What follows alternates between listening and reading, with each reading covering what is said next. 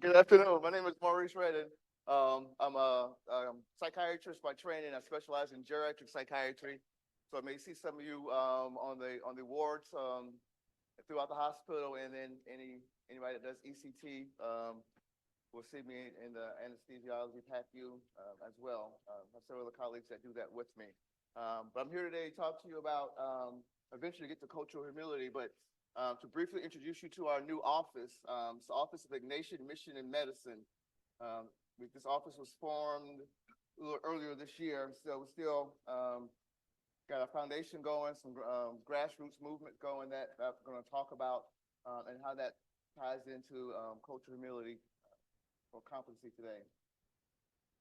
So in keeping with our Ignatian Mission and Medicine, SLU School of Medicine is a place where everyone is welcome, respected, and supported, so that we may be a community responsive leader, working in partnership to reduce health inequities and improve health and well-being in the St. Louis region. St. Louis University School of Medicine is committed to education of a culturally competent healthcare workforce. We seek to immerse SLU medical students and our GME residents in a training atmosphere that prepares them for a practice of medicine within the communities we serve. So I've used that term Ignatian a couple of times. Is anyone here from St. Louis School of Undergrad or School of Medicine? Anybody went to a Jesuit institute? Y'all knew who St. Ignatius is then probably. I just learned about him earlier this year. I've been, little background, I've been here for 17 years now. Creeping up on me, 17 years now. Working at this fine institute, and then over the past several months, learned more about St. Ignatius, who was the priest who started the Jesuit order, Society of Jesuits. That was after he was hurt in an accident in war with a cannonball, and as he was recovering, he began to pray more and have a connection with God, and kind of quote unquote saw the light, and develop these spiritual exercises. A lot of our values and principles come from him that we take part of within the educational experience of all. So this is a brief introduction. I'm going to not read that all to you. Some of the core values that we have intertwined in a lot of our teachings and educational moments come from our cura personalis, which is care for the whole person. That's respecting everyone's unique circumstance and needs, intellectually, emotionally, and spiritually, which is magus, which means more or greater. So we often strive for excellence and depth in all things, not for personal gain, but for the greater glory of God and the common good. We are men and women with and for others. We have a commitment to social justice, solidarity, and service, especially with the marginalized and the poor, and finding God in all things, as well as contemplation and action. But you'll hear a lot about cura personalis. If you look over our website or went to, of course, medical school here, that's one of the missions that is on the forefront of our page. We shorten the term now. We often call it the Office of Ignatian Mission and Medicine, OIMM. What do? We're involved in recruitment. We strengthen and support recruitment efforts of faculty, staff, and learners. We develop and support pathway programs from elementary through middle school. So we often have programs here at this school, or we often go out into the community, and we often invite residents to join us. I have a QR code. If you want to be part of that, you can join and share your experience and your journey with students along the way to get them interested in medicine, science, and medicine. We're involved in retention projects. We often create and support mentoring programs. So once again, we have mentoring programs with our medical students, with residents, and with faculty. That if you would like to be a part of that, once again, you can sign up for that as well. We have programs that highlight, promote cultural awareness and mission of SLU School of Medicine. So usually each month there is some type of event that's going on that we often post up here, and then we send out flyers along in connection with SSM about any culturally appropriate events that are going on. We do training programs throughout the School of Medicine, SLU. I only do this during orientation, but at any point you're your program feels fit for me to come in, I give individualized training sessions along with my colleagues as well. And then we have a community branch within us as well. And I'll show you who's the leader of that, but it's a student-led community initiatives. We have a mobile health van that provides medical and behavioral health care to groups that are needed. And if you're not from here, we had a tornado about a month ago that hit the inner city of St. Louis. And we have been using that mobile van to go out to try to reach the needs of that community as well. And the leader of that has reached out for some students and residents and faculty to help provide care for that community who are still hard hit. It's a month and some change later, and not a lot of changes have been made since then. And then we have several service projects. This is a brief picture of the whole team. Dr. Wade, she's our interim associate dean. She's also emergency medicine pediatrics. So anybody that's emergency medicine pediatrics may see her on the in the hospital. That's myself and Dr. Rayleigh, who's been around for a long period of time, was a great consultant, a great calming voice, and a good historian about all things SLU. Dr. Thompson, she works mostly with students. She's in student affairs, but she's also an internal medicine attendant, so you may see her around. And then Dr. Matthews, she's the one that's in charge of the community branch and is in charge of the mobile health van. So if you're interested in doing any community outreach programs, she's the one that you contact. Dr. Morell's in charge of our pathway programs. He's the one that has the connections with the schools in the city. And then Esmeralda does our staff and community engagement. And then Valerie Lovelock, that's executive assistant, but she's the backbone of our group that keeps us together. And then Matt Olwig is the project manager.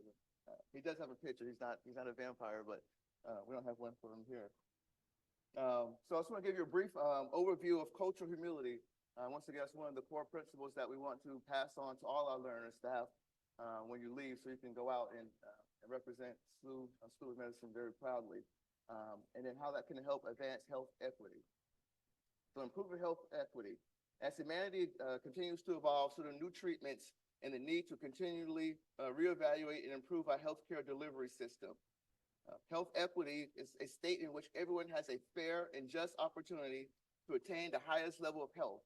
Achieving this requires ongoing societal efforts to address any historical and contemporary injustices, overcome economic, social, and other obstacles to health and healthcare, eliminate preventable health disparities. A significant contributor to health disparities are the healthcare providers' behaviors, in particular, lack of familiarity with and discriminatory attitudes towards individuals of different backgrounds. Cultural competence, humility, or awareness, sometimes they're used interchangeable but have different levels of meaning, is a crucial component of a multi-layered network that can improve the healthcare for all. This is just a very busy slide that shows the healthcare disparities between the majority population and the minority, where a lot of our minority patients are uninsured. Those with mental illness are less likely to seek out mental help. The minority of patients tend to not get flu vaccines compared to their white counterparts.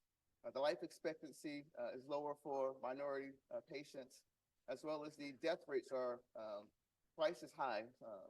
And the maternal death rates, which has been studied, I think, the most, is the highest as well. And then there are significant food insecurities, which ties into our social determinants of health. These are non-medical factors that influence health outcomes. There are conditions in which people are born, grow, work, and live, and age in a wider set of forces and systems shaping conditions of daily life. These forces and systems include economic policies and systems, development agendas, social norms, social policies, racism, climate change, and political systems. Structural racism has a significant impact on the disadvantaged communities' health outcomes and their social determinants of health. Racism is beliefs, attitudes, institutional arrangements, and acts that tend to denigrate individuals or groups because of their phenotypic characteristics or ethnic group affiliations. It's manifested through stereotypes, prejudices, and/or discrimination.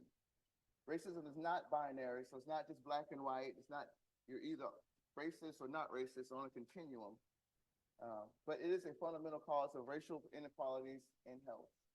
There are several different types of racism. Starts with ideological. Those are the collective ideas that we usually get from childhood and is passed on from generation to generation, that leads into our own internalized beliefs, values, and thoughts on how we view ourselves and how we view others. And this interpersonal is when and how we treat each other in our behaviors and languages. We're interacting with someone from that's different from us. Institutional is those policies and procedures that are usually seen in healthcare systems, the legal system, and then goes on to the structural racism, which is a system in which public policies, institutional practices, cultural representations, and other norms work in various and often reinforcing ways to perpetuate racial group inequity.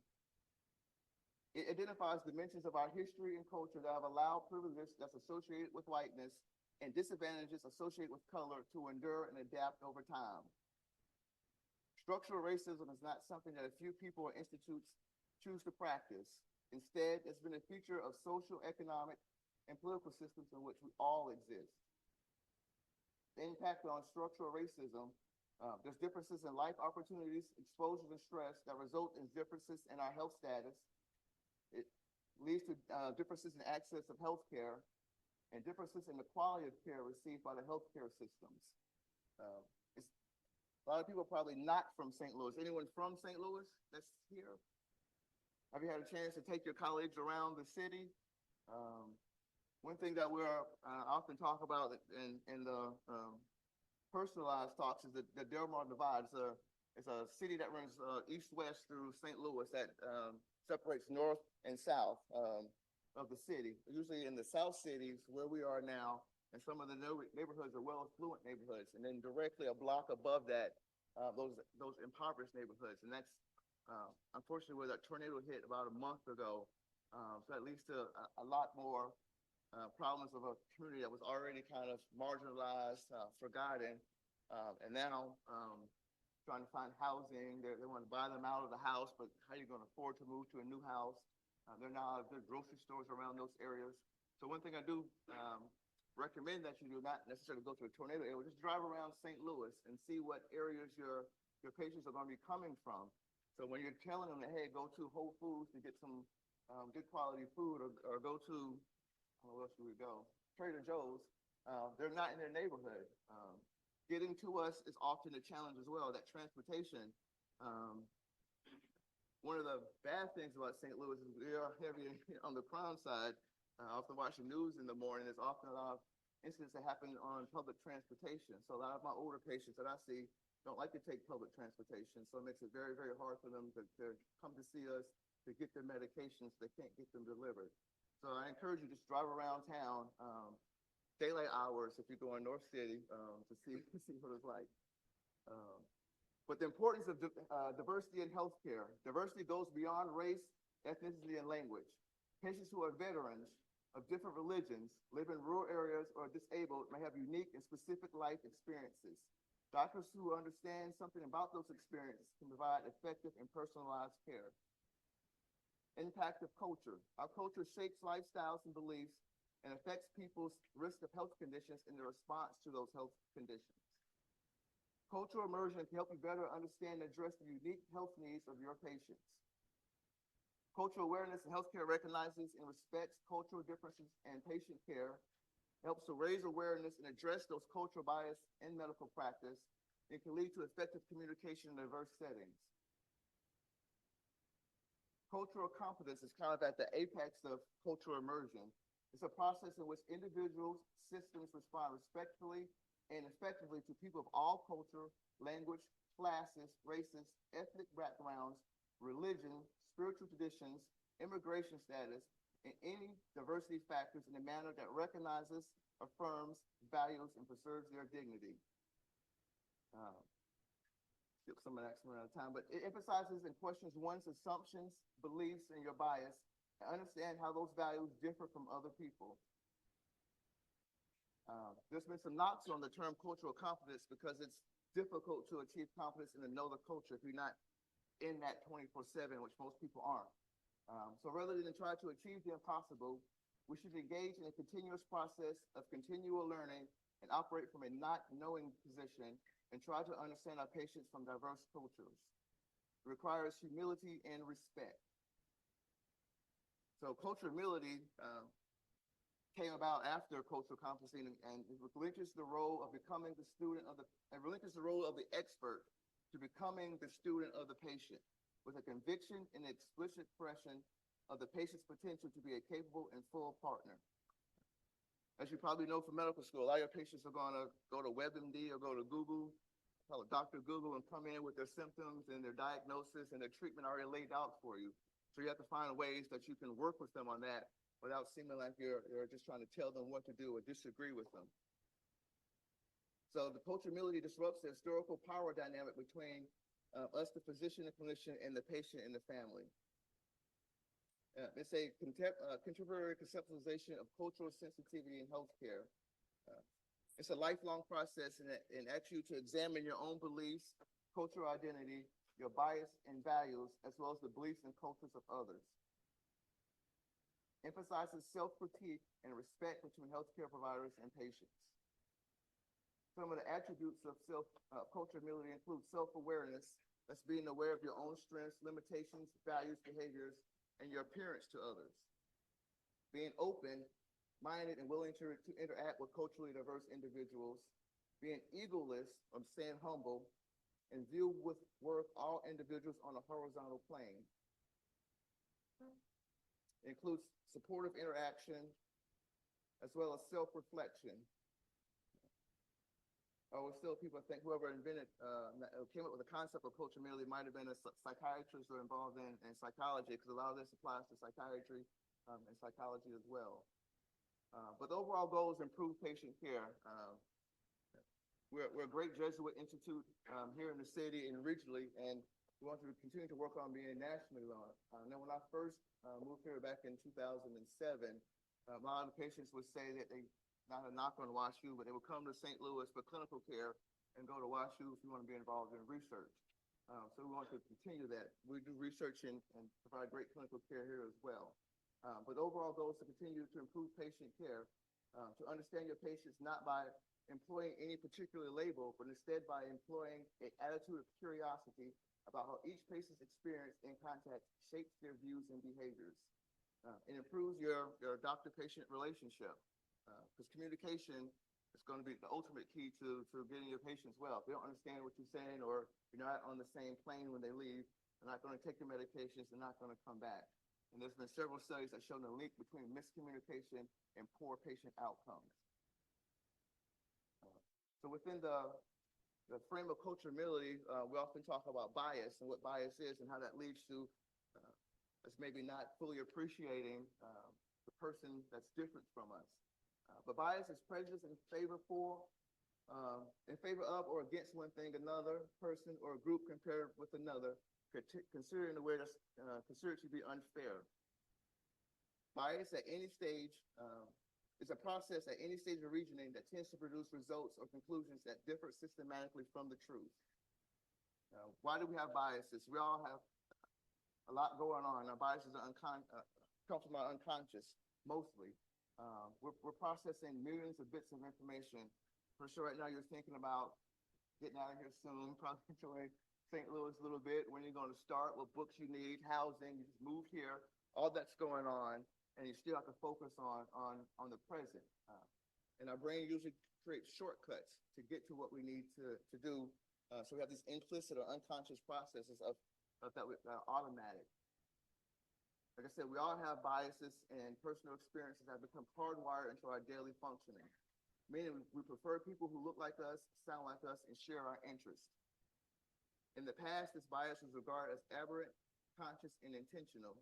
But today we understand bias as normative, which is learned, unconscious, usually unconscious and second nature, and usually largely unintentional, which means apply without malicious intent.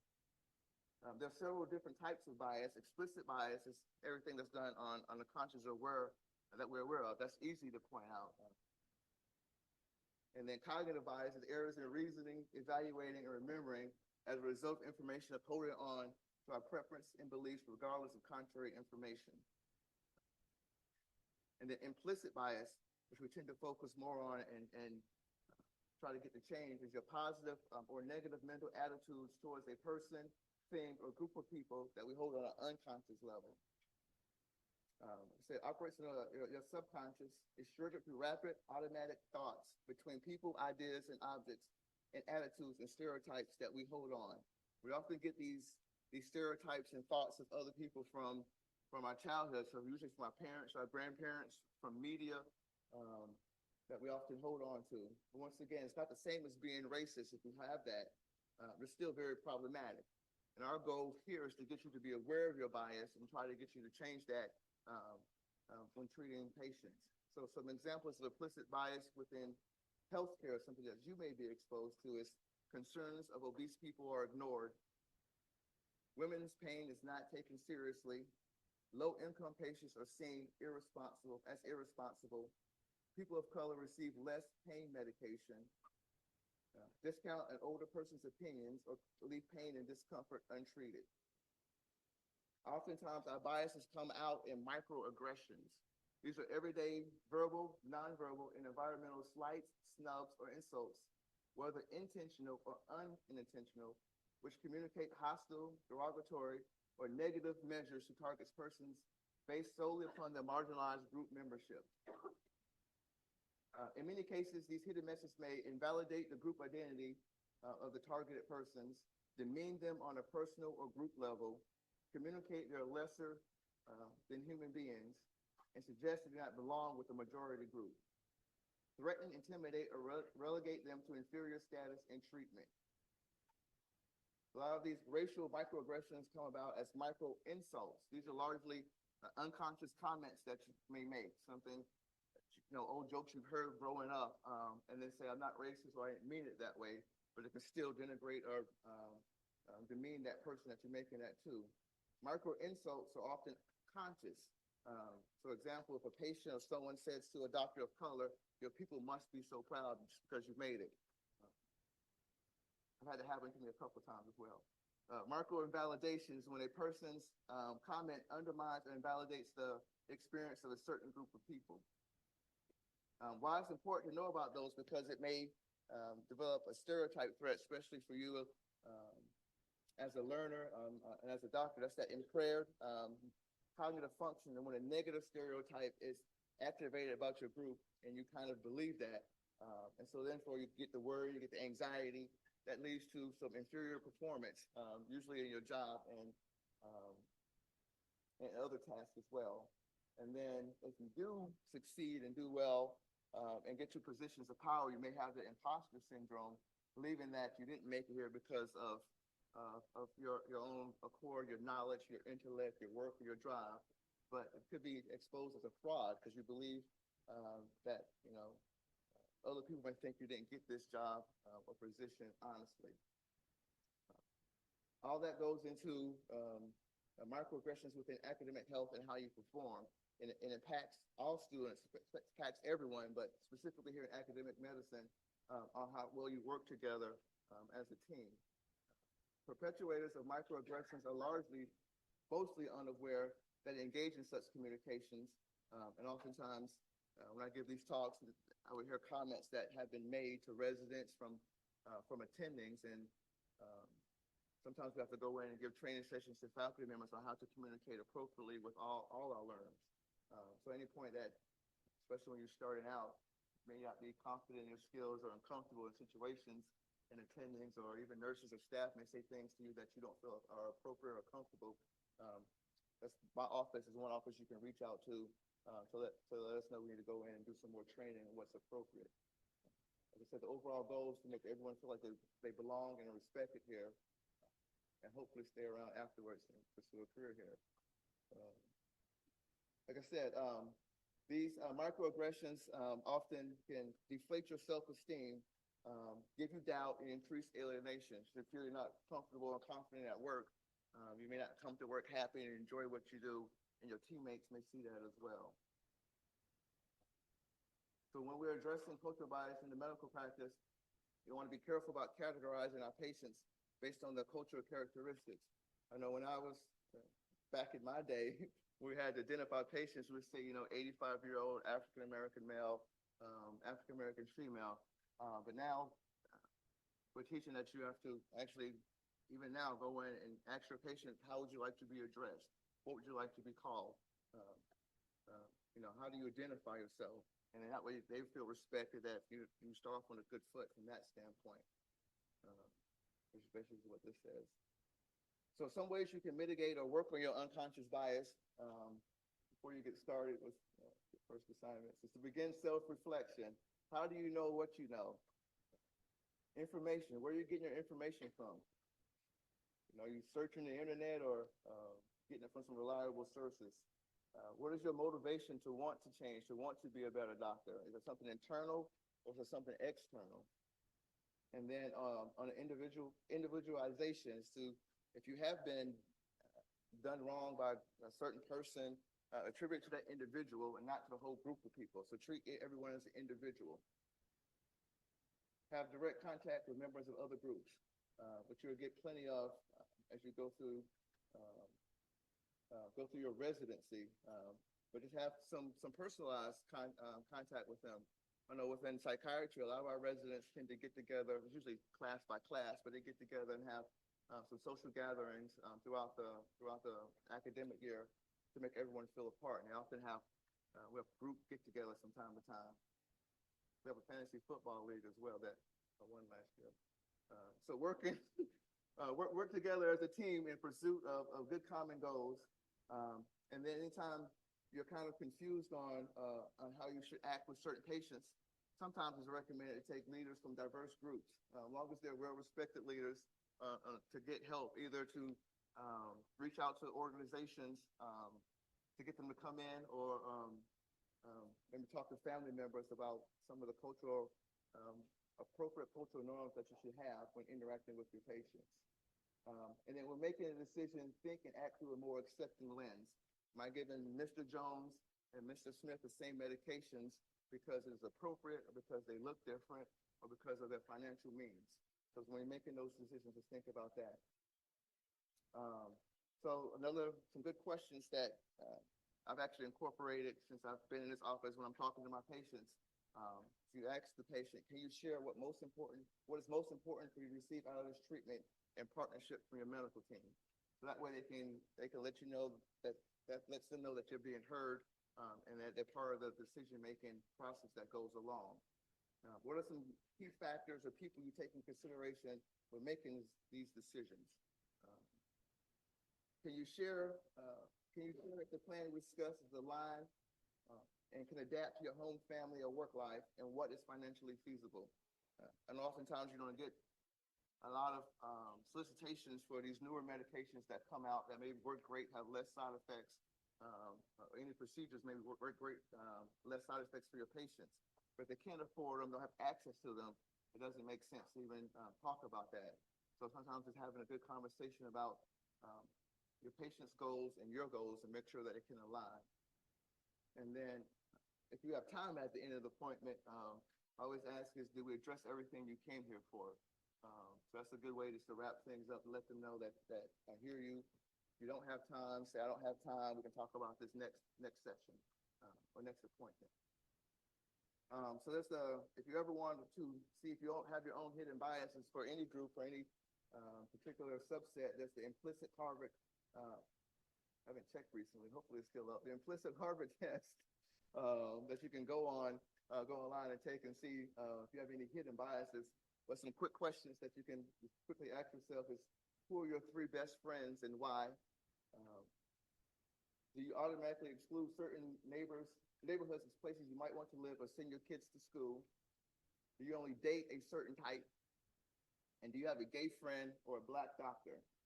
Like I said, everyday biases are hard to wrap our heads around because they're so much more personal and can point to many other reasons. So I have 3 great best friends. They all come from different backgrounds, but they all happen to be in the medical field, because you get your friends a lot of times, especially as you age, from where you work.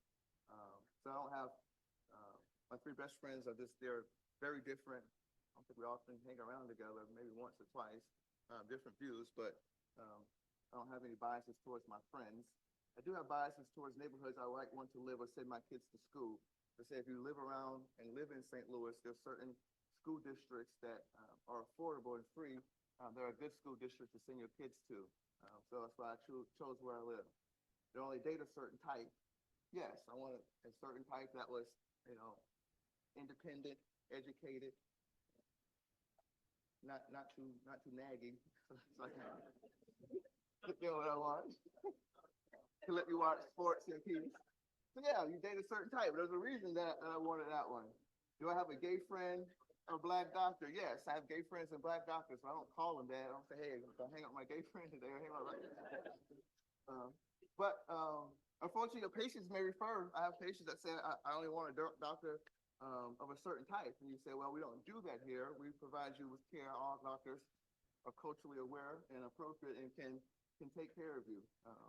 So it's got to be mindful of that. So as I talk about these in individual sessions, you have to prepare yourself for comments that may be inappropriate and question your culture, your age, your background, your religion, but still provide good patient care. So you still have a duty as a doctor to provide that excellent patient care. You just got to hang out with your patients. You should hang out with your patients anyway, but don't worry about hanging out with them afterwards. And then to wrap things up, implement cultural humility. Since we're over the Kendrick and Drake beef, hopefully, I can use the term humble again. You want to stay humble. You want to be humble about the assumptions you make. Understand your own background and culture. Motivate yourself to learn more about the background of others. Begin to incorporate this knowledge into your work. It's a lifelong learning process that emphasizes respect and collaborations with your patients. Thank you. Any questions or comments? I can clap, but before I wrap it up, as Dr. Howard's coming up, if you want to join or know more information about the office in general, you can scan this one, which is good, but I prefer you to do this one. We also have a community engagement and collaboration resident council that, once again, work with the residents to make sure they all feel comfortable, confident, and heard here, and have various programs and direct interaction with the community through me. So if you want to do that, if you want to email me later, we have several committees as well that we'd like to get you involved in, make you feel part of the community so you can know the backbone of what's going on in the whole academic institute. So thank you once again. I will see you around.